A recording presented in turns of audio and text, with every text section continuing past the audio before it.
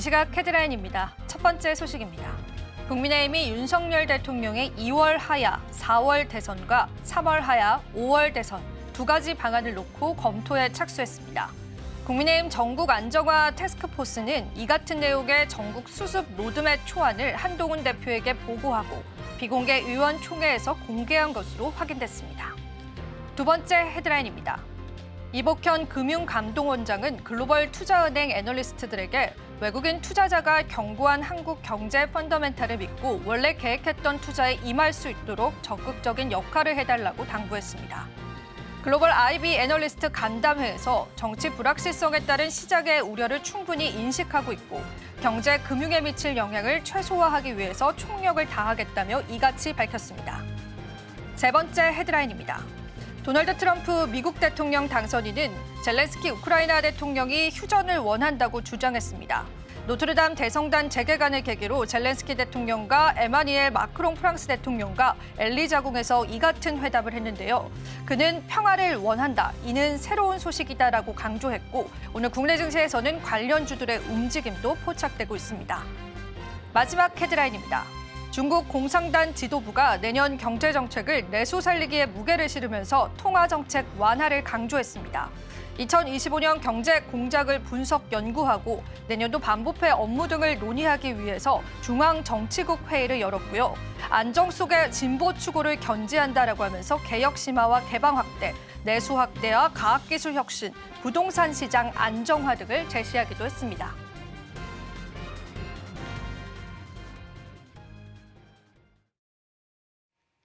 시청자 여러분 안녕하세요. 마켓 쇼쇼쇼 진행의 이지영입니다. 자, 오늘 국내 증시는 오랜만에 또 상승 돌력을 보여주고 있는데요. 과연 이러한 상승이 일시적인 반등일지 혹은 추세의 전환일지에 관해서는 시장에 다양한 의견들이 존재합니다. 자, 그렇다면 외국인의 시선으로 한번 눈을 돌려볼까요? 외국인은 지난 8월 달 이후로 국채 금리를 급격하게 매수하면서요. 국내 증시에서는 매도세로 일관했습니다. 하지만 최근에 정치 리스크가 부각된 이후부터는 반도체 업종을 필두로 순환매 장세가 현재 보여주고 있는데 외국인의 시선에서 지금 국내 증시는 추세 전환일지 아니면 일시적인 저가 매수의 기회일지에 관해서 우리가 고민해볼 필요는 있을 것 같습니다. 자, 우리 시장에서 마감 시장 너무나 중요합니다. 저희가 마감 시장까지요 시장의 전략들을 분석해드리고요. 내일 시장과 또 앞으로 시장에 관한 다양한 전략들도 함께해드리겠습니다. 자, 오늘도 저희와 끝까지 함께해주시고요. 저희가 또 첫 번째로 준비한 코너부터 설명해드리겠습니다. 자, 오늘도 뉴지스 코너 준비되어 있는데요. 장인투자클럽의 이창대 대표님께서 오늘도 함께해 주실 예정입니다. 시장 전략들 여러분 함께 가져가 보시면 되겠습니다. 또한 저희 방송 유튜브 톡에서도 시청하실 수가 있습니다. 많은 참여 다시 한번 부탁드리겠습니다. 저희 방송에서 제공해드리는 정보는요. 투자 판단에 대한 조언일 뿐입니다. 가치 판단과 상승 하락 보장하고 있지는 않다는 점 다시 한번 유의 부탁드립니다. 서울경제TV와 서울경제신문은 당사 브랜드이기도 합니다. 당사 사측간 피해 사례도 늘고 있기 때문에요. 그 부분도 여러분들 함께 유의해 주시면 감사하겠습니다. 자, 그렇다면 시장 전략 저희와 함께 잡으러 가보시죠. 마켓 쇼쇼쇼 1부 본격적으로 출발합니다.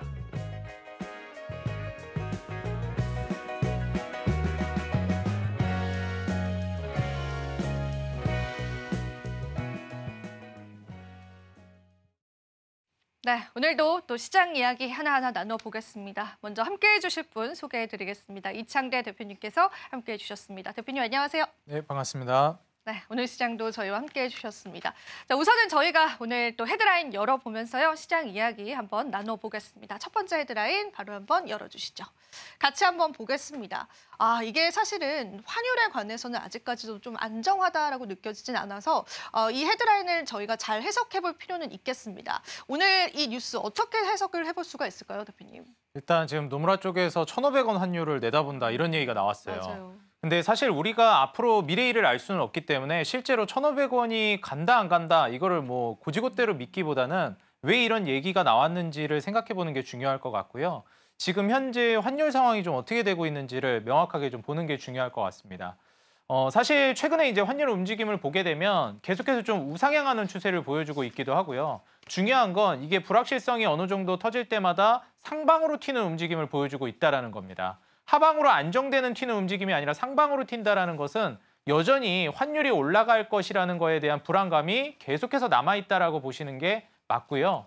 이 노무라 증권 쪽에서 예측한 부분도 사실 근거가 상당히 좀 있습니다. 우리가 트럼프 2기 정부 들어서면서 미국의 힘이 굉장히 강력해질 것이다 예상이 되면서 지난 한 2개월 정도간 이 달러 인덱스가 정말 많이 올라갔습니다. 강달러 기조가 지속됐고 환율은 상대적이기 때문에 우리나라 같은 경우에는 상대적으로 원화 가치가 떨어지면서 환율이 오를 수밖에 없겠죠. 그리고 다들 아시다시피 최근 정치적 리스크가 좀 터지기도 했기 때문에 외국인 투자자들이 바라보는 이 한국 시장은 훨씬 더 위험하게 바라볼 가능성이 높습니다. 물론 이게 위험하지 않다, 불확실성이 없다라는 게 아니라 한국 사람들이 느끼기에는 아무래도 우린 여기 살고 있기 때문에 현실적으로 보는 감이 좀 있잖아요. 네. 근데 외국인들은 이제 멀리서 미디어를 통해 보기 때문에 하이라이트만 보게 되고 그렇죠. 좀 더 확대 해석하게 된단 말이에요. 맞아요. 그래서 한국 사람들이 보는 것보다, 자국민들이 보는 것보다 훨씬 더 위험하게 바라볼 가능성이 높습니다. 그리고 요즘같이 뭐 비트코인이니 미국 시장이니 정말 화랑장이 어떻게 보면 나오고 네. 있는 상황이기 네. 때문에 이쪽으로 투자자들의 이탈이 계속해서 벌어지고 있다는 점. 과거에는 외국인 투자자들이 물론 중요하기 때문에 이탈하는 걸 위험하게 봤는데 요즘은 외국인만 이탈하는 게 아니라 자국민들, 투자자까지도 미국 시장으로 이탈하고 있다는 게 사실 과거와는 좀 달라진 양상이라고 보고 있습니다. 그래서 이런 관점에서 환율 1,500원, 물론 갈 수도 있고 안 갈 수도 있겠지만 여전히 지금 환율에 대한 불안감이 남아있는 건 맞는 사실이고요. 이 전망이 아주 근거가 없는 건 아니기 때문에 여전히 이 불확실성에 대한 대비는 준비가 되어 있어야 되겠다 말씀드리고 싶습니다. 사실 이런 이야기 나오고 있어요. 뉴 노멀이다라고 하죠. 환율이 이렇게 큰 상태로 계속 지속이 될 것이다라고 보는 시장의 시선들도 있는데 안정화보다는 적응을 해야 되는 건지 대표님 볼 때는 어떻게 생각을 하세요? 사실 뉴 노멀이라고 네. 말씀해 주셨잖아요. 네. 정말 좀 좋은 얘기인 게 뉴노멀이라는 게 사실 과거랑은 달라진 부분을 당연하게 이제 받아들이는 네. 게 됐다라고 우리가 생각을 하는 건데 저는 한 가지 과거랑 다른데 이제는 앞으로 좀 당연해질 거라고 생각해지는 부분이 몇 가지 있습니다. 그 중에 하나가 이 돈의 흐름 자체가 과거는 이제 긴축과 완화를 반복할 때 전형적으로 나왔던 패턴들이 있거든요. 그게 많이 좀 바뀌었다라고 저는 보여져요. 과거 같은 경우에는 이제 트럼프 정권 때도 그랬지만 이번에 트럼프 정권에는 2기 들어서면서 파워가 정말 세졌고 중요한 게 이 중국이 부상하면서 미국이 어떻게 보면 부상하고 있는 국가들이 미국의 어떻게 보면 금융적 지위, 패권국의 지위를 위협하는 이런 모습들을 누르려고 하는 모습이 나와주고 있습니다. 이게 미국이 위협을 느꼈던 것 중에 하나가 우리가 긴축을 하게 되면 미국으로 돈이 빨아들여졌다가 완화를 하게 되면 주변국들로 퍼져나가잖아요. 근데 중요한 게 이렇게 약달러 기조가 되면서 돈이 풀어져 나갔을 때 미국은 선진국이기 때문에 성장률이 좀 정체되어 있는 반면 중국이나 다른 국가들은 성장률이 굉장히 빠르게 된다는 거죠. 그럼 미국이 2, 3% 성장할 때 중국이 뭐 5, 6%씩 성장하면 결국 나중에는 따라잡히는 국면이 되거든요.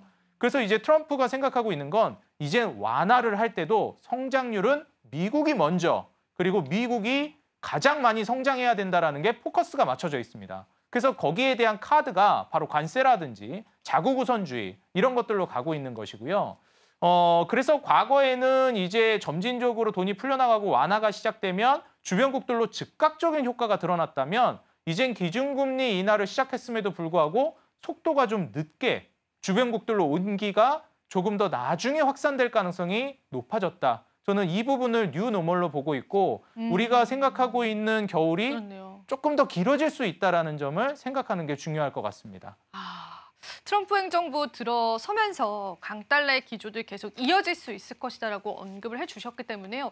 거기에 따른 대비 필요할 것 같고요. 뉴 노멀 시대가 실제로 우리 시장에 와 있을 수도 있습니다. 그 부분에 관한 우리의 전략들도 필요하지 않을까 싶습니다. 그 부분 같이 한번 짚어봤고요. 자, 그러면은 대표님과 함께 두 번째 헤드라인도 좀 열어보면서 이야기 저희가 이어갈 수 있을 것 같은데요. 두 번째 헤드라인도 저희가 바로 한번 열어보면서 체크를 해보도록 하겠습니다. 자, 오늘 두 번째 헤드라인 바로 한번 살펴보시죠. 저희가 같은 맥락에서 얘기해 볼 수 있을 것 같아요. 금리 인하에 관해서 전면 수정을 했다. 경제가 예상보다 견고하기 때문에 금리 인하의 속도는 조절하겠다라고 했지만 사실 페드워치상으로는 금리 인하 이번에 할 것이다라는 확률이 더 많긴 하더라고요. 맞아요. 시장 참여자들의 생각 그리고 파월이 바라보는 시장의 생각은 좀 다른 것 같은데 어떻게 풀어볼까요, 대표님? 일단 우리가 이제 이 기준금리 관련해서 얘기를 할 때 연준이 말을 어떻게 하는가 그리고 실제 액션을 어떻게 하는가 이걸 좀 다르게 해석해 볼 필요성은 있는데요. 우리가 이제 연준이 이번에 기준금리는 실제로 저는 인하할 거라고 보고 있어요. 근데 중요한 건 이 연준이 항상 언급을 할 때 시장의 심리에 영향을 주기 때문에 그렇죠. 실제로 인하를 하긴 하지만 발언은 매파적으로 하면서 시장의 밸런스를 잡아나가는 작업을 하는 것 같고요. 그런 걸 되게 잘하시더라고요. 파월 맞아요. 회장님이. 맞아요. 네. 그래서 너무 너희 흥분하면 안 돼. 맞아요, 딱 이제 맞아요. 심리를 좀 눌러주고 맞아요. 매파적인 발언하면서 실제로 금리는 조금 이제 완화시켜주는 쪽으로. 음. 트럼프도 잘하잖아요. 협상 네, 스킬. 맞아요. 실제로는 엄청나게 할 것처럼 하지만 나름 이제 액션을 취할 때 합리적으로. 관세도 그래서 이게 영향이 없다기보단 우리가 예상한 것만큼 너무 과하진 않을 거라고 저는 내다보고 있거든요. 그래서 연준의 이 스탠스 자체도 우리가 각자 이제 해석을 해보는 게 좋을 것 같고요. 결국 연준이 이런 방향성으로 나아간다라고 했을 때는 기준금리가 실제로 인하될 확률이 높기 때문에 그 인하 수혜주랑 이 관세 때문에 물가가 튀어서 기준금리 인하 못하는 거 아닌가? 이런 생각도 하실 수 있는데 앞서 말씀드렸듯이 아무래도 관세 영향은 주변국들을 견제하는 좀 협상 카드로 쓸 가능성이 저는 높다라고 보여져서 지금 유가나 구리 가격이 제대로 올라가지 못하고 있는 상황에서는 물가 상승은 나올 수는 있지만 좀 제한적이지 않을까 예상이 됩니다. 이게 대표님의 이제 앞선 헤드라인과 연결이 되는 게 얼마 전에 트럼프가 이런 인터뷰를 했더라고요. 파월 의장을 자를 생각이 없다라고 하고 그리고 맞아요. 관세가 인플레이션을 촉발할 수 있다는 걸 어느 정도 인지를 한다. 그럼 트럼프에게도 파월의 카드가 필요한 것 같아요, 지금. 그러면서 이제 본인이 원하는 기조대로 강달러는 어느 정도 유지를 하면서도 이제 미국 쪽에 자금이 계속 몰리게끔 하는 그러한 방법들이 좀 가능할 것처럼 보이는데 파월과 트럼프의 관계에 관해서는 대표님 어떻게 보세요? 저는 이제 파월과 트럼프의 관계는 또 이 역시도 좀 약간 협상적. 예, 협상 전략을 좀 취하는 걸로 보여지고요.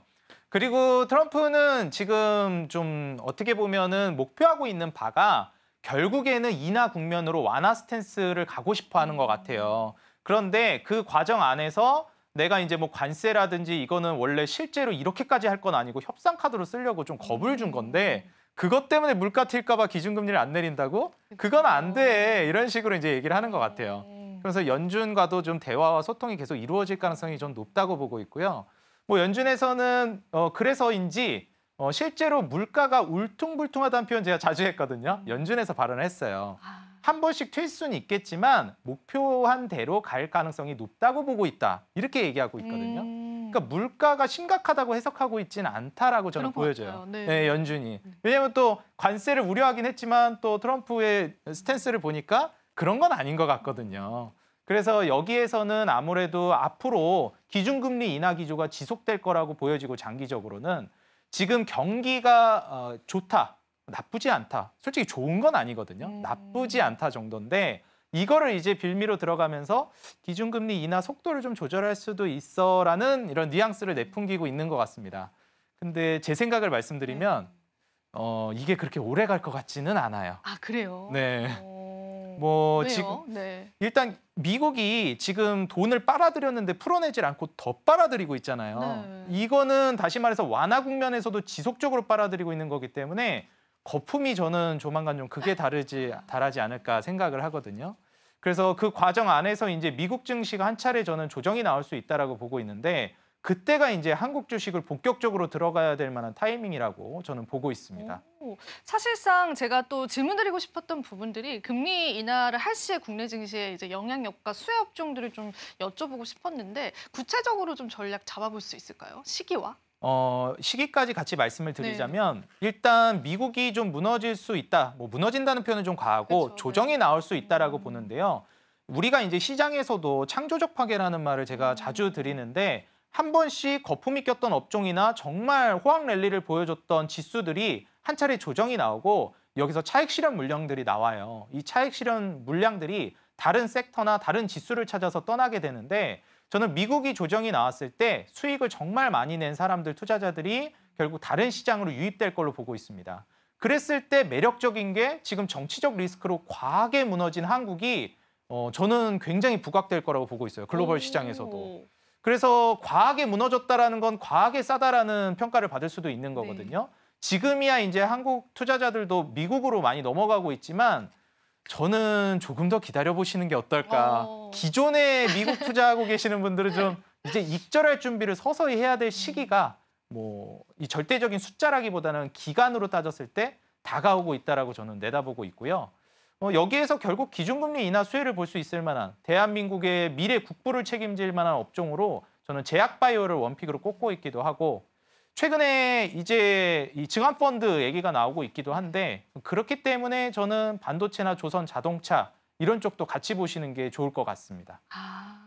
사실 이제 국내 증시에 관한 매력도가 언젠가는 이제 외국인 투자자분들에게 생길 시기가 온다라는 점에서 우리 시장에 관한 어느 정도의 힌트들을 좀 찾아볼 수 있을 것 같아서 너무 좀 반가운 이야기이지 않을까 싶어요, 대표님. 네. 근데 이제 또 저희가 CPI 지표를 앞두고 있는데 이거에 따른 시장의 흔들림이 있을지 사실상 최근에 국내 증시는 외국에 있는 증시와 좀 디커플링 현상이 좀 독단적으로 가고 있는 면이 있긴 한데 그래도 맞아요. CPI 지표가 당장 발표가 되잖아요. 그렇죠. 영향력 있을까요? 영향력은 있을 거라고 있을 것 보여져요. 같아요. 네. 일단 CPI랑 PPI가 바로 이제 연달아 발표가 되는데 소비자 물가 지수랑 생산자 물가 지수가 이제 발표되면서 아마도 투자자분들은 좀 우려를 할 수도 있다라고는 생각합니다. 만약에 많이 튀게 된다면요. 근데 저는 아직까지는 많이 튈 만한 요소는 발견을 못했어요. 가장 중요한 게 저는 유가라고 보고 있고 그 다음으로 이제 뭐 원자재 가격들, 농산물이라든지 그다음에 뭐 비철금속 이런 쪽들 봐도 이 물가가 튈 만한 요소가 크게 있지는 않습니다. 물론 이제 어느 정도야 튈 수 있겠지만 이게 우리가 우려할 만한 수준인가라고 보기에는 유가랑 구리 가격, 뭐 그리고 농산물 가격들이 아직 많이 낮은 가격대에 위치해 있다라고 저는 보여집니다. 고점 대비해서 상당히 많이 조정이 나왔고요. 예측 불가능한 상황으로 오면은 또 모르겠지만 저는 예측하는 범위 내에서 CPI랑 PPI가 나올 걸로 기대되고 있고 그렇게 된다라고 했을 때는 이어지는 기준금리 결정에서도 저는 한 단계 인하가 좀 확률이 높지 않을까 그렇게 예상해 보겠습니다. 네, 좋습니다. CPI 지표에 관한 증시의 영향력까지도 체크를 해봤습니다. 자, 이어지는 코너 저희 5이슈 시간 준비되어 있는데요. 자, 오늘은 저희가 국내 증시에 관해서 조금 더 톱파볼 예정입니다. 어떤 내용도 준비되어 있고 우리가 그 안에서 어떤 방향성 잡을 수 있을지 여러분들이 정말 궁금해하실 만한 내용 준비했거든요. 채널 고정해 주시고요. 저희 방송과 계속 함께해 주시면 되겠습니다. 저희는 잠시 뒤에 또 5이슈로 찾아뵙겠습니다.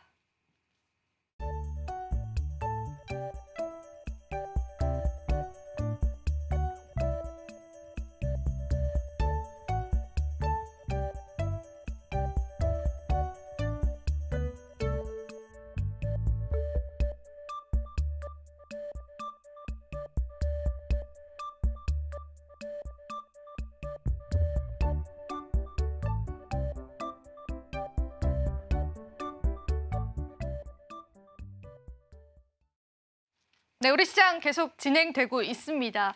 일단 어제 상승폭, 어제 하락폭을 그대로 다시 반납하면서 상승 기조 이어져 가고 있는데요. 우선 대표님께 지금 시장에 관한 진단부터 조금 들어보겠습니다. 오늘 시장을 한 줄 평으로 저희 뭐라고 표현해 볼 수 있을까요, 대표님? 일단 뭐 이번 주장 같은 경우에는 저는 좀 도치되면 안 되는 시장이라고 보고 있습니다. 그래서 지금 시장에서 우리 투자자 여러분들이 좀 살펴봐야 될 만한 포커스는 우리가 원래 산타랠리를 또 기대하기도 했었잖아요. 네. 그래서 지금 현재 급락 가능성을 우리가 염두에 둔 상황에서 기회를 잡아보는 게 어떨까 좀 이렇게 말씀드리고 싶습니다. 사실 이러한 반등이 조금 부담스러울 수도 있을 텐데 그래도 이 시장의 기회를 잡고 이제는 매수에 좀 가담을 해봐야 될 때가 아닌가 그런 의견들까지도 저희가 함께 들어볼 수 있었는데요. 자, 그럼 5이슈 오늘 대표님께서 직접 소개를 해주셔야 되는데 자, 오늘 시장에 어떤 이슈들 우리 시장을 움직일 수 있을까요? 대표님 직접 한번 열어주시면 감사하겠습니다. 네. 열어주세요. 네. 같이 보시죠. 네, 보시죠. 네. 미끄럼탄 증시 진정세 10조는 어디로 갔을까라는 이슈인데요. 왜 이 주제 가지고 오셨을까요? 오늘 시장이 좀 반등이 나와줬잖아요. 네. 반갑게도. 뭐 사실 우리가 떨어질 때도 그렇고 올라갈 때도 그렇지만 계속 떨어지진 않아요. 그래서 오늘 상승에 좀 도치되면 안 될 것 같다는 생각도 하고요. 근데 이걸 마냥 부정적으로 볼 건 아닌 게 굉장히 긍정적인 부분입니다. 시장을 그럼 어떻게 해서 끌어올렸느냐? 저는 정부 정책도 어느 정도 영향을 줬다라고 생각합니다. 지금 증환펀드 얘기가 나왔어요. 네, 그거. 네, 그래서 이제 무제한 공급을 하겠다 뭐 이런 얘기도 네, 하더라고요. 맞아요. 근데 물론 무제한은 당연히 안 되겠죠. 근데 중요한 거는 정부에서 본격적으로 부양하기 위한 정책들을 쏟아내기 시작했다라는 겁니다. 우리가 이제 경제 사이클을 볼 때도 그렇고 이론상으로도 굉장히 많이 나오는 게 뭐냐면 이런 부양책들이 실제로 경제를 방어해 줄 수도 있고 못 해줄 수도 있어요. 근데 중요한 건 이게 혹시나 방어를 못한다 하더라도요. 무너졌다 올라갈 때 굉장히 큰 힘을 발휘합니다. 그래서 이렇게 안정펀드들이라든지 이런 것들이 하방으로 올 때 그냥 쭉 미끄럼틀로 무너지는 게 아니라 차츰차츰 좀 튀었다가 떨어지면서 브레이크를 한 번씩 걸어주는 역할을 해줘요. 그리고 이 걸어줬던 브레이크들이 나중에 이제 튀어오를 때 굉장히 강력한 힘을 발휘합니다. 그래서 투자를 하기 시작할 때 우리 최적의 시기를 우리가 많이 찾으려고 노력하잖아요. 시장이 무너지고 있는데 정부에서 각종 완화책을 쏟아낼 때 뭐 우리나라는 부동산 시장, 부동산 투자 워낙에 관심이 많으셨기 때문에 이걸 예로 들어드리자면 우리가 이제 부동산 집 사면 큰일 난다, 폐가망신이다, 사면 안 된다 얘기가 나오고 있는데 시장에선 정부에선 각종 완화책을 쏟아줍니다. 집 사라고. 뭐 어떻게 보면은 갑자기 단어가 기억이 안 나는데 네. 뭐 면제해주고 그러잖아요.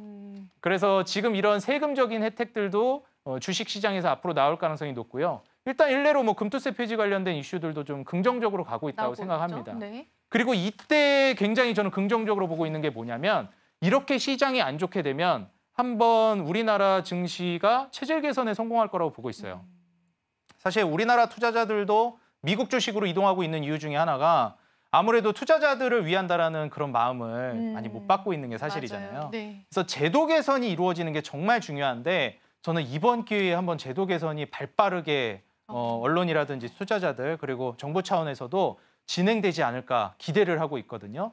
이렇게 하락장일 때 주주 친화적으로 바뀌는 제도들이 나와줄 때 우리가 그걸 적극적으로 이용해서 투자에 이용해야 합니다. 지금 시장 이렇게 무너지는데 이제 와서 소잃고 외양간 고치는 게 무슨 소용이람? 이런 생각을 하시는 분들도 있는데 그렇지 않아요. 그럴 때 투자를 시작해야 나중에 이제 호황장이 왔을 때 정말 크게 누릴 수 있습니다. 근데 궁금한 거는 과연 투입 시기가 언제일지에 관해서는 아직 미지수입니다. 네네. 투입을 한다라는 건 알겠는데 투입이 될까? 혹은 언제 투입이 될까? 그 부분에 관해서 대표님 의견은 어때서요? 저는 계속해서 투입될 거라고 보고 있어요. 앞으로도 계속. 계속이요? 네. 왜냐하면 이제 미국 증시가 제가 한번 꺾일 수 있을 것 같다 네. 말씀을 드렸잖아요. 왜냐하면 전 세계의 돈을 미국으로 계속 빨아들이고 있기 때문에 이게 영원히 할 수 없어요. 한계치에 달해요. 네. 왜냐하면 혼자 살 수 없잖아요, 세상은. 미국이 아무리 패권국이어도 주변국들이 도미노로 무너지고 있는데 혼자서 생존해서 잘 나가는 거는 한계가 있습니다. 근데 지금 그 정도 단계거든요. 그럼 미국에서 이제 익절한 어떻게 보면 조정이 나올 때 수익 실현한 물량들이 한국으로 이제 넘어올 수 있겠는데 그때 제도까지 개선되어 있다? 저는 수급이 강하게 들어올 수 있다라고 보고 있고요. 미국 증시가 조정이 나오는 시기 그리고 제도 개선이 본격화되는 시기를 우리 투자자 여러분들이 잘 예의주시하셨다가 타이밍으로 잡아보면 좋을 것 같습니다. 전반적인 국내 증시의 환경들이 조금 좋아지고 있다, 좋아질 수 있다라고 해석을 해볼 수 있을 텐데 증권펀드 투입 시에 우리가 수혜 섹터들을 찾아볼 수 있을까요? 아니면 전반적인 섹터가 다 좋을까요, 대표님? 지금 증권펀드에서 대표적인 수혜로 떠오르고 있는 게 뭐 요한타증권 쪽에서도 리포트가 나와줬는데 자동차라든지 조선이라든지 가전 IT 쪽을 얘기하고 있어요. 시총은 어느 정도 되는데 거래 대금이 좀 적은 이런 쪽을 집중하고 있더라고요. 네. 그래서 아무래도 몸집이 좀 큰 기업들 위주로 움직임이 나오거나 특히나 우리나라가 수출로 강세를 띠는 업종들 있죠. 제가 기준금리 인하 수혜 업종으로 제약바이오를 정말 많이 말씀드렸는데 사실 제약바이오는 지금 당장 대한민국 국부를 책임지고 있다라고 하기에는 조금 무리가 있습니다. 왜냐하면 미래를 보고 그쵸. 가고 있는 섹터이기 때문에 당장 우리나라에 정말 지대한 영향을 미치고 있는 거는 아직까지도 중화 섹터입니다. 중후장대 산업들이죠. 특히나 최근에 부각이 되고 있는 조선업. 트럼프도 우리나라에 콜했죠. 네. 도와달라고. 네. 그래서 조선업이라든지 그리고 미국에서도 지금 점유율을 확보해 나가고 있는 현대차그룹. 그렇죠. 그래서 이 자동차와 조선을 기반으로 한 종목들이 증권펀드 수혜를 좀 많이 받지 않을까 저는 개인적으로 생각을 하고 있습니다. 그러면은 그 중에서는 조선을 또 선택을 해주셨는데 오늘 바로 저희 종목부터 이야기를 해볼게요. 네. 어떤 종목 대표님께서 승부수로 픽해 오셨는지 저희 지금까지 쭉 나눴던 얘기의 결과적인 목표치입니다. 한번 열어주시면 감사하겠습니다. 네, 역시 이제 조선하면 네. 중후장대 산업으로 유명한 현대그룹이죠. 현대 쪽입니까? 네. HD 현대중공업 준비해왔습니다. 그 근거를 좀 들어볼게요, 대표님. 네. 네. 일단 조선업 같은 경우에는 완성 조선을 만드는 업체들도 있지만 뭐 밑에 솔루션 담당하는 업체들도 있고 엔진 사업을 담당하는 업체들도 있어요. 근데 이제 HD 현대중공업 같은 경우에 엔진 쪽에서도 강세를 띌 거라고 보고 있습니다. 우리가 이제 LNG 추진선을 기반으로 해서 조선업이 한국으로 밀려 들어오면서 호황을 지금 보여주고 있고 우리가 흔히 슈퍼사이클이라고 많이 얘기하잖아요. 슈퍼사이클이라고 하면 그래도 저는 최소한 한 10년 정도의 대시세를 보여주는 이런 섹터들을 보고 있는데 2020년도부터 저는 호황을 기대했었고 실제로 주가와 무관하게 조선업은 2020년도부터 정말 강력한 시세를 보여주고 있었습니다. 수주를 싹쓸이해 오기 시작했죠. 그래서 이런 것들을 기반으로 했을 때 그러면 향후 조선업이 어디에서 돈을 많이 벌 것이냐? 당장은 엔진에서 나올 거라고 보고 있어요. 조선업이랑. 왜냐하면 우리가 완성된 조선을 이제 끌고 다니는 것도 중요하지만 이거를 뭐 1년 쓰고 버릴 수는 없어요. 정말 크고 비용이 많이 들어가기 때문에. 그럼 기존에 쓰던 거를 환경 규제에 맞춰서 엔진만 교체하는 수요가 먼저 나옵니다. 그래서 힘센 엔진이라고 힘이 많이 셀 것 같아요. HD 현대그룹에서도 이제 만들고 있는데 HD 현대중공업이 그런 엔진 분야에서도 그렇고 완성 조선 분야에 있어서도 강세를 많이 띌 걸로 예상을 하고 있습니다. 그래서 그런 관점에서 HD 현대중공업을 가져왔고요.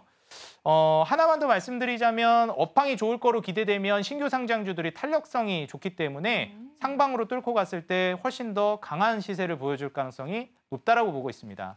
뭐 반대급부로 안 좋을 때는 과하게 떨어질 수도 있겠지만 저는 조선업이 좋을 거로 기대하고 있어서 HD 현대중공업 상장한 지 얼마 안 된 어린 주식으로서 탄력성에 한번 승부를 걸어볼 만하다 말씀드리고 싶습니다.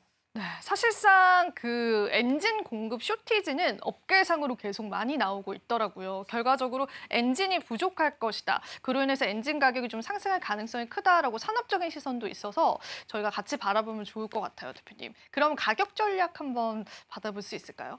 HD 현대중공업 지금 제가 가격 전략까지는 안 가죠. 그래요? 그런가요? 네. 차트는 지금 볼 수는 없지만 제가 지금 현재 HD 현대중공업은 신고가를 뚫은 걸로 알고 있어요. 그 이후에 조정 후 지지 라인에 구축돼 있는 상황인데 HD 현대중공업은 저는 신고가 대비해서 한 30% 정도는 갈 수 있다. 네, 더 올라갈 가능성이 있다라고 보고 있어요. 그래서 일단 신고가에서 눌림목이 나온 시점이라서 지금 구간에서부터 차근차근 모아나가는 전략을 취하시면 좋을 것 같습니다. 네, 좋습니다. 자, 이렇게 해서 오늘의 승부주까지도 저희가 체크해봤습니다. 자, 이어지는 코너는요, 또 은혜로운 섹터 함께 할 텐데요. 계속 여러분 지켜봐 주시고요. 자, 오늘 또 함께해 주신 대표님께 인사드리면서 한번 마무리해보겠습니다. 대표님, 오늘도 좋은 말씀 고맙습니다. 네, 감사합니다.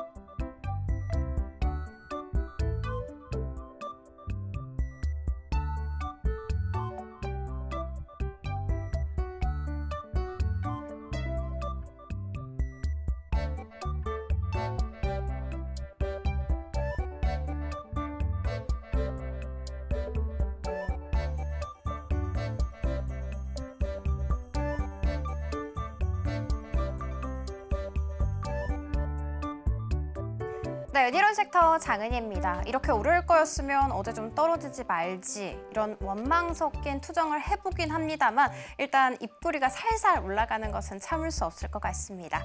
자, 오늘 우리 증시 시원하게 반등세 그려주고 있는데요. 요인 한번 살펴보도록 할게요. 자, 어제였죠. 기획재정부 장관이 증시 안정펀드 언제든 즉시 가동될 준비가 됐다라고 이야기했습니다. 증안펀드라고도 불려요. 이것은요, 정부가 증시 안정화를 목적으로 조성하는 펀드를 의미를 합니다. 자, 이런 펀드가 거론되고 있는 이유도 살펴봐야겠죠. 우리 증시가 굉장히 좋지 않기 때문입니다. 올해 들어서 코스피가 11% 급락을 하는 동안 미국의 나스닥 같은 경우에는 31% 올랐고요. 홍콩 H지수 역시도 31% 동반 강세 보였습니다. 자, 그렇게 힘들다는 중국 상하이 지수 14% 올랐고요. 총알이 실제로 오고 가고 있는 이스라엘 증시 역시도 25% 불기둥을 뿜어냈더라고요. 그런데 우리 증시는 정말 전쟁이 펼쳐지고 있는 것이죠. 자, 이렇게 가동이 실제로 되기 위해서는 많이 빠졌다라는 근거가 있어야 된다고 하더라고요. 그리고 통상적으로 제시되는 그 근거가 바로 서킷 브레이커 발동입니다. 그렇지만 유안타증권의 한 연구원에 따르면 서킷 브레이커 발동은 좀 가능성이 낮아 보인다. 그럼에도 불구하고 많이 빠졌다라는 근거는 차고 넘친다, 충분하다라고 보고 있습니다. 그러면서 이 표를 활용을 했더라고요. 저도 한번 들고 와봤습니다.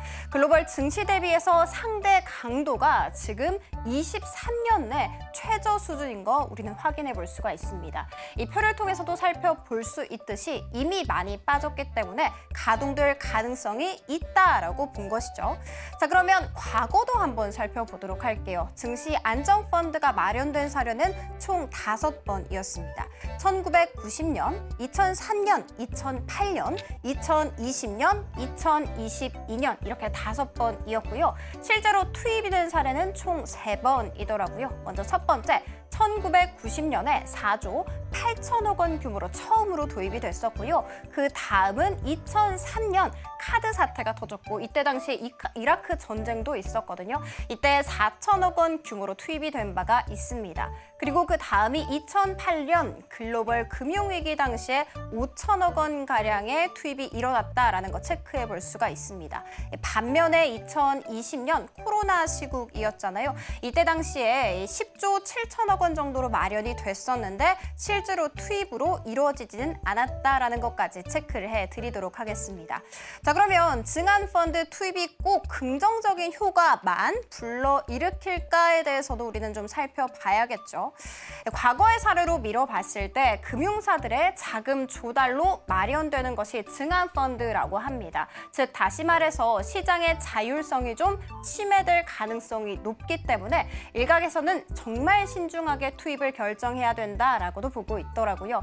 만약에 투입이 실제로 일어나게 된다면 어떤 업종을 봐야 할까 살펴봤더니 시가총액 비중이 좀 높고 거래대금이 적은 쪽이 유리할 것이라고 진단, 즉 다시 말해서 반도체와 IT 가전, 자동차, 조선 쪽에 긍정적인 효과가 예상된다라는 코멘트도 있었다는 거 체크해드리도록 하겠습니다. 자, 그리고 두산그룹의 이야기도 꼭 살펴봐야 될 것 같습니다. 올해 내내 추진을 해왔었던 분할 합병건이 좌초 위기에 직면했다고 합니다. 어떤 건이었냐부터 설명 간략하게 도와드리자면 두산 에너빌리티가 보유하고 있는 두산 밥캣의 지분을 두산 로보틱스에게 이전을 하는 건이었죠. 밥캣은 그동안 캐시카우 역할을 잘 했었기 때문에 주주들의 반발이 만만치 않았습니다. 자, 그리고 국민연금기금은요. 두산 에너빌리티의 지분 6월 말 기준으로 6.94%를 보유를 하고 있기 때문에 굉장히 중요한 주주입니다. 이 중요한 주주가 어제였죠. 지난 9일에 합병건에 대해서 조건부 찬성을 합니다. 자, 그러면 어떤 조건이었는지도 살펴보도록 할게요. 오늘까지 두산 에너빌리티 주가가 2890원을 상회를 하면 우리가 찬성 표결을 행사할게 라는 조건이었습니다. 그런데 지금 현재 17,000원 부근에서 거래가 되고 있으니까 오늘 종가까지 2890원을 상회하는 것은 거의 사실상 불가능해 보입니다. 만약에 종가가 하회를 하게 된다면 어떤 일이 발생하는지에 대해서도 살펴보도록 할게요. 자, 국민연금기금은 주식 매수 청구권을 행사를 할 수가 있습니다. 쉽게 말해서 우리 지분 너네한테 팔게 이거거든요. 그런데 국민연금기금의 주식 매수 청구권 행사 그 규모만 하더라도 9천억 원에 이른다고 합니다. 애당초 두산 에너빌리티가 설정 한도를 6천억 원으로 제시를 했었거든요. 즉 쉽게 말해서 국민연금기금의 주식 매수 청구권만 들어준다고 해도 한도를 크게 초과하는 것이죠. 쉽게 말해서 재무 부담으로 자초 위기에 처했다라고 정리를 해볼 수가 있을 것 같습니다. 자, 그러면 국내 테마탑 3로 들어가 보도록 하겠습니다. 최상단에 이름을 올리고 있는 쪽은 재건과 건설 중소형 쪽입니다. 트럼프 맞아요. 우크라이나 대통령이 평화를 원한다라면서 나 역시도 전쟁 종식을 위한 방법을 구상 중에 있다고 했습니다. 자, 그래서 오늘 장중한 때 삼부토건과 범양건영, 일성건설 모두 다 상한가 터치하기도 했다는 거 체크해드리도록 하겠습니다. 자, 그리고 메타버스와 증강현실로 들어가 보도록 하겠습니다. 삼성전자가 XR 기기를 출시하기 위해서 무한이라는 이름의 프로젝트를 가동한다고 해요. 내년 3분기에 2만 대 이상의 양산품이 출시될 것으로 예상되고 있습니다. 그래서 NP와 자이언트 스택과 같은 종목들이 상승세에 잘 그리고 있습니다. 자, 그리고 마지막은요. 중국 소비로 준비를 해봤습니다. 중국에서 14년 만에 완화적인 통화정책 기조 표현을 사용을 했죠. 그동안 신중한 통화정책이라는 워딩을 사용을 했었거든요. 그런데 여기에서 조금 더 나아가서 적당히 온건한 통화정책이라고 워딩을 바꿨습니다. 이뿐만이 아니라 오는 11일에 중앙경제 공작회의가 열릴 예정인데 여기에서 또 추가적인 경기 부양책이 공개되는 거 아니냐라는 기대감까지 있습니다. 여행 안에서는 노랑풍선, 면세 안에서는 글로벌 텍스프리, 화장품 안에서는 VT가 상승세 잘 그려주고 있습니다. 자, 지금까지 은혜로운 섹터 장은이었습니다.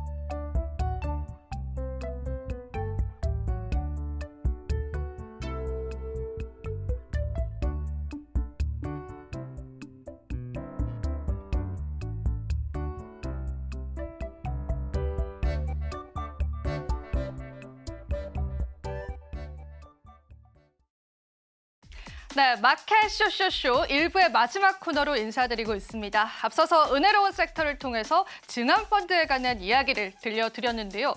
실제로 이 증안펀드는요, 지난 2008년 금융위기가 마지막으로 투입됐다라고 합니다. 일각에서는 말로만 투입한다라고 한다라는 비판 섞인 그러한 이야기들도 시장에 나오고 있고요. 거기에 따라서 시장에 관해서 좀 다양한 관점들로 여러분들 바라보시면 좋겠습니다. 그리고 또 증권가의 시선 중에 하나는요, 이러한 증안펀드 투입이 증시를 끌어올리기에는 자금 자체가 부족할 것이다라고 보는 시선도 있습니다. 우리 시장에 다양한 의견 있는 만큼요. 지금 시장일수록 여러분들 팩트체크 하나하나 잘 해보시면 좋겠습니다. 자, 오늘도 저와 함께요. 증권가 시선들 살펴보실 텐데요. 종목단으로 살펴보시면서요. 어떤 종목군들의 우리는 희망을 가져봐야 할지 저희와 함께 체크해보면 되겠습니다. 자, 오늘도 저희가 5가지 종목을 꼽아봤습니다. 우선은 SK하이닉스와 삼성전자에 관한 의미 있는 리포트들이 나왔기 때문에 그 부분에 관한 언급을 먼저 해드릴 거고요. 그리고 삼성물산과 이지바이오 그리고 금호석유까지 오늘 시장에서 여러분들이 챙겨보셔야 할 섹터단의 흐름들도 상당히 많았습니다. 하나하나 좀 체크를 해보겠습니다. SK하이닉스와 삼성전자 쪽으로 먼저 이야기를 해보겠습니다. 사실 노무라 증권에서는요. 이 두 기업에 관한 목표 주가를 하향 조정했습니다. 해외 IB에서는 아직까지도 하이닉스와 삼성전자에 관한 의견 자체가 그렇게 좋지는 않았습니다. 그 이유 중에 하나가 업황 둔화 때문인데요. 이 업황 둔화가 우리가 예상했던 것보다 더 하향될 것이다라고 내다봤습니다. 그리고 여전히 시장의 정치적인 리스크, 부각을 받으면서요. 평균적인 멀티플 자체가 좀 내려갔습니다. 그런 부분들이 우리 국내 증시를 잘 설명해 주는 것 같았습니다. 하지만 하이닉스 쪽에 관한 NH투자증권의 의견은 조금 달랐고요. 이 키움증권 쪽에서 나온 삼성전자에 관한 의견 속에서도 우리는 어느 정도의 희망을 좀 찾아볼 수 있었거든요. 하나하나 제가 브리핑 도와드리겠습니다. 자, 하이닉스 쪽에 관해서는 NH투자증권에서는 역시나 IT 수요는 부진할 것이기 때문에 전반적인 멀티플 자체는 하향 조정했습니다. 그럼에도 불구하고 매수의 의견은 유지했던 이유 중에 하나는 그래도 시장에서는 아직까지 하이닉스에 관한 저평가 국면이다라고 내다보는 시선들이 있었습니다. 실제로 HBM 쪽으로 잘 하고 있는 부분들이 이 주가에 관한 어느 정도 하방 압력을 가할 것이다라고 내다봤던 것이죠. 하지만 우리가 잘 알고 있다시피 레거시 반도체에 관한 수요 부진은 여전히 이어질 것이다라고 보시면 되겠습니다. 자, 그렇기 때문에 코리아의 밸류를 가로막는 정치 리스크가 해결되는 것이 어찌 보면은 이 반도체 투톱에 관한 해외 투자자들의 시선을 바꾸는데 가장 중요한 키가 되지 않을까 싶습니다. 실제로 수정 목표가는요 23만 원으로 소폭으로 내려잡았다라고 여러분들 체크를 해보시면 좋을 것 같습니다. 자, 삼성전자 쪽 이야기를 한번 해보겠습니다. 삼성전자 쪽에 관해서는요 제가 어제 NH투자증권의 리포트를 설명을 해드리고 오늘 또 키움증권 쪽에 관한 리포트를 같이 한번 가지고 와봤습니다. 두 리포트의 의견은 조금은 상반됐습니다. 일단 무수히 많은 우려를 현재 삼성전자가 모두 다 받아들였기 때문에 역사적인 저 PBR 상태다라고 하는 부분들에는 변함이 없었습니다. 하지만 이 삼성전자가 최근에 정치 리스크가 불거졌잖아요. 그 이유 중에 하나는 삼성전자 중국향 HBM 매출이 있는데 그 부분에 제동이 걸렸다라고 합니다.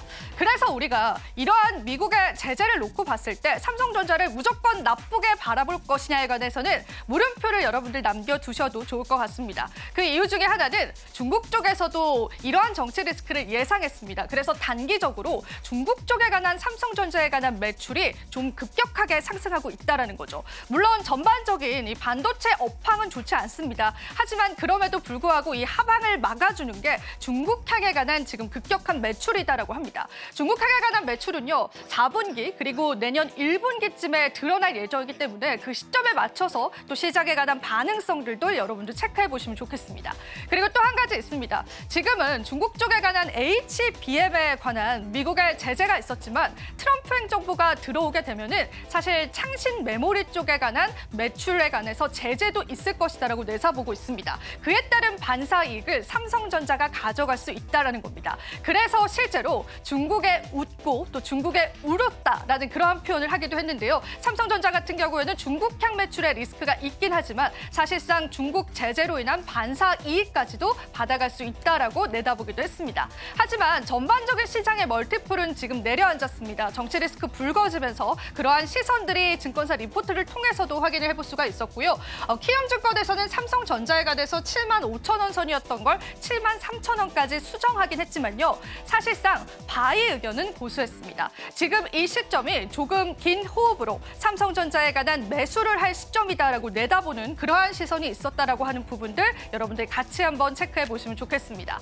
자, 사실 우리 반도체 투톱에 관해서 우리가 어떤 전략을 가져가느냐 그리고 시장에서 어떤 반응이 나오느냐가 우리 증시의 지수와도 연동이 되기 때문에 민감하게 관련 리포트들은 체크해 보시면 좋으실 것 같고요. 그래도 해외에서 바라보는 부정적인 시선, 그러니까 반도체 윈터가 조금 더 빨리 왔다라는 그런 시선 대비해서는 국내에서는 조금 더 객관적으로 삼성전자에 관한 평가를 내놓고 있다라고 하는 부분들 같이 한번 체크해 보시면 좋겠습니다.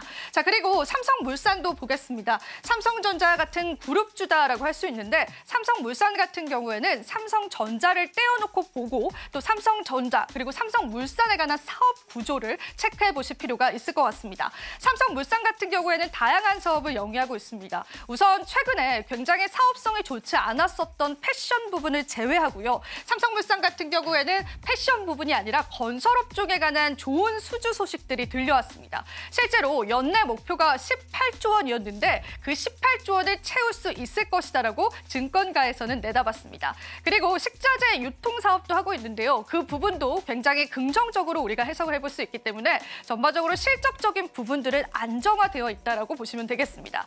그리고 이 삼성물산의 가장 큰 키포인트는요. 현재 주가 순자산 가치 67%나 할인 중이다라고 합니다. 이번 정치 리스크 불거지면서요. 삼성물산 쪽에 관한 어느 정도의 조정도 있었기 때문에요. 그 부분들 때문에도 밸류의 매력은 충분하다라고 내다봤습니다. 그리고 한 가지가 더 있습니다. 삼성물산이 지금 새롭게 영위하고 있는 사업 중에 한 가지가 있는데요. 아마 우리 시청자분들도 잘 모르셨을 겁니다. 바로 SMR, 소형 모듈 원전에 관한 사업에 관해서 지금 그 성장성을 나타내고 있습니다. 가시화될 예정이기 때문에요. 우리가 이 소형 원전 관련주로도 밸류가 된다면요. 이 시장에서 다시금 새로운 시선으로 바라볼 수 있을 것이다라는 그러한 전망들도 내다보고 있습니다. 자, 그래서 이 삼성물산에 관해서는 목표 주가는 하향 조정했지만 지금 우리가 주가를 바라볼 때 굉장히 저평가되어 있다라고 하는 부분들은 여러분들이 포인트로 가져가시면 좋지 않을까 싶습니다. 자, 그리고 마지막 두 종목도 한번 살펴보겠습니다. 이지바이오와 금호석유가 될 텐데요. 이지바이오 같은 경우에는 이지홀딩스의 자회사인데 이지홀딩스 안에 있는 회사 중에서도 가장 돈 되는 사업을 하고 있다라고 내다봤습니다. 자, 이지바이오 같은 경우에는 사실 사료 관련주로 엮이면서요. 시장에 그런 모멘텀을 받기도 했습니다. 하지만 증권가에서는 이러한 모멘텀들을 제외하고 보더라도요. 굉장히 글로벌적으로 매출 성장성이 폭발적으로 발전할 것이다라고 내다봤습니다. 얼마 전에 미국의 법인 기업을 인수했는데 미국의 사료 시장은요. 우리나라 사료 시장과 비교를 해보자면 무려 17배나 큰 시장입니다. 그렇기 때문에 이러한 매출 가시화는 굉장히 큰 속도로 발전할 것이다라고 내다봤고요. 이게 실적으로 반영이 되는 시점이 또 이지바이오에 관한 주가 탄력을 줄 수 있는 시점이다라고 내다보기도 했습니다. 실제로 신규 편입된 종목이기 때문에 요즘 같은 시장에 또 우리가 신규 편입된 종목들을 주목해 보시는 것도 시장의 전략이 되실 것 같습니다. 수정 목표가, 목표 주가 8,000원 선으로 여러분들 기억해 보시면 되겠고요. 과연 주가의 탄력이 언제 올지는 우리가 알 수는 없지만 그래도 이런 매출 확대와 법인 인수에 관한 모멘텀들 받아갈 시점을 한번 주목해 보시면 좋겠습니다. 자, 마지막으로 금요석유 보겠습니다.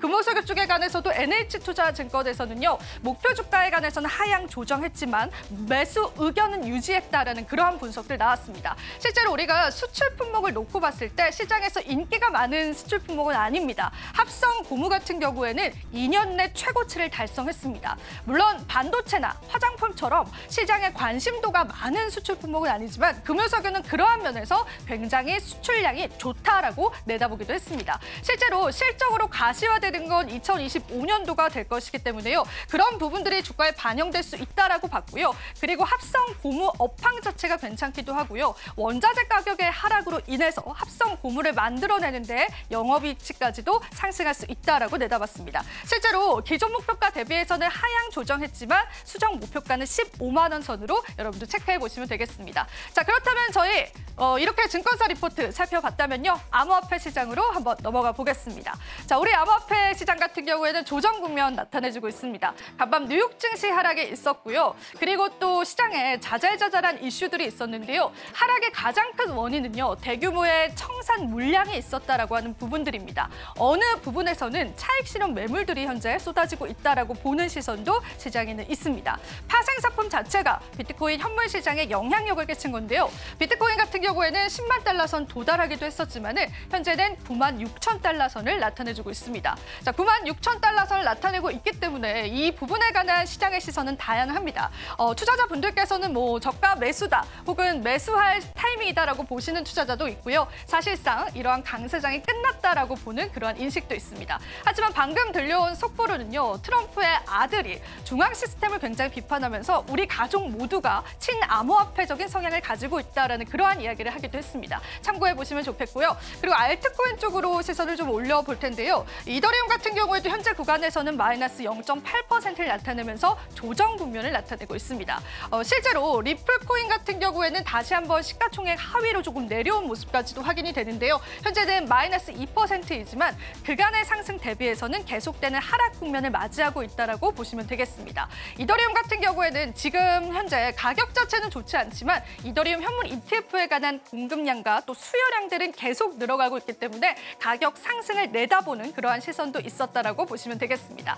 자, 다른 알트코인들 한번 보자면은 도지코인도 현재는 조정 국면 나타나고 있고요. 솔라나 코인도 현재 구간에서는 215달러 선을 나타내고 있습니다. 전반적인 시장의 마켓캡은 좀 축소되고 있다라고 보시면 되고요. 암호화폐 시장에서도 일부의 조정세가 뉴욕 증시와 함께 나왔다라고 체크해 보시면 좋겠습니다. 자, 이렇게 해서 암호화폐 시장까지 저희와 함께 눈을 넓혀 보셨습니다. 자, 오늘 시장에 관한 다양한 힌트가 되셨기를 바라고요. 저희는 또 2부에서요. 오후장 전략들 함께 이어가 보도록 하겠습니다. 또한 저희 방송에서 제공해드리는 정보는 투자 판단에 대한 조언일 뿐입니다. 가치 판단과 상승 하락 보장하고 있진 않다라는 점 다시 한번 유의 부탁드리도록 하겠습니다. 자, 1부도 여러분들에게 도움 많이 되셨기를 바라겠습니다. 저희는 잠시 후 2부에서 다시 찾아뵙도록 할게요. 오늘도 시청해주신 여러분 고맙습니다.